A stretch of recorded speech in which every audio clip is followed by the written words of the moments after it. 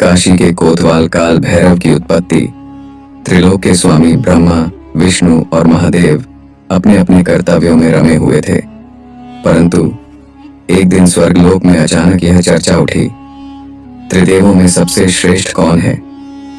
यह सवाल जैसे ही उठा, हर एक देव अपने अपने गुण गिनाने लगा।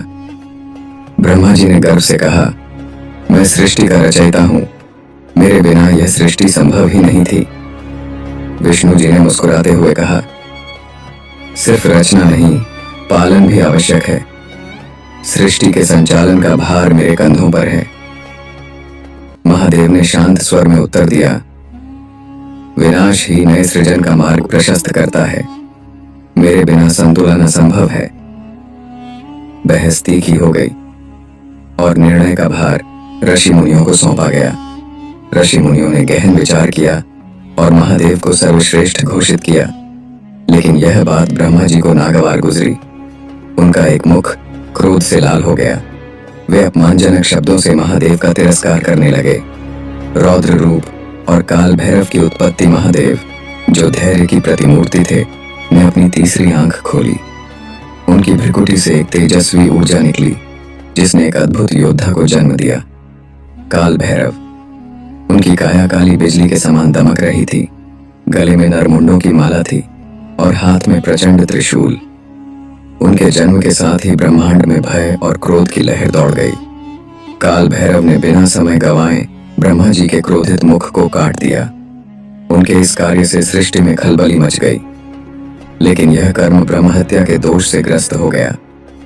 महादेव ने काल भैरव को आदेश दिया, पृथ्वी पर तीर्थ यात्रा करो, पवित्र स्थलों पर जाओ और अपने दोष का प्रायश्चित करो। तीर्थ यात्रा और काशी की महिमा। काल भैरव ने हिमालय से लेकर दक्षिण के सागर तक सभी तीर्थों की यात्रा की, परंतु उन्हें कहीं भी शांति नहीं मिली। अंततः वे काशी पहुंचे। जैसे ही उन्होंने काशी की भूमि पर कदम रखा, एक अद्भुत घटना घटी। उनके पापों का भार मानो गायब हो गया। ब्रह्म हत्या का दोष खत्म हो गया। काशी की अलौकिक ऊर्जा और भगवान शिव के आशीर्वाद ने काल भैरव को इतना आकर्षित किया कि उन्होंने यही निवास करने का निर्णय लिया। महादेव ने उन्हें काशी का कोतवाल घोषित किया और कहा, जो भी मेरी नगरी में आए, उसे सबसे पहले तुम्हारा दर्शन करना होगा, तभी वह मेरे मंदिर में प्रवेश कर सकेगा। काशी का कोतवाल आज भी काशी में काल भैरव का मंदिर श्रद्धा का केंद्र है। मान्यता है कि जो भी भक्त काशी विश्वनाथ के दर्शन करने आता है, उसे सबसे पहले काल भैरव के दर्शन करना चाहिए। उनकी कृपा के बिना शिव की कृपा अधूरी मानी जाती है। इस तरह काल भैरव सिर्फ महादेव के रौद्र स्वरूप का प्रतीक नहीं, बल्कि न्याय, सुरक्षा और सच्चाई के रक्षक बन गए। काशी में उनका आशीर्वाद आज भी हर भक्त को पापों से मुक्ति और जीवन में शांति प्रदान करता है।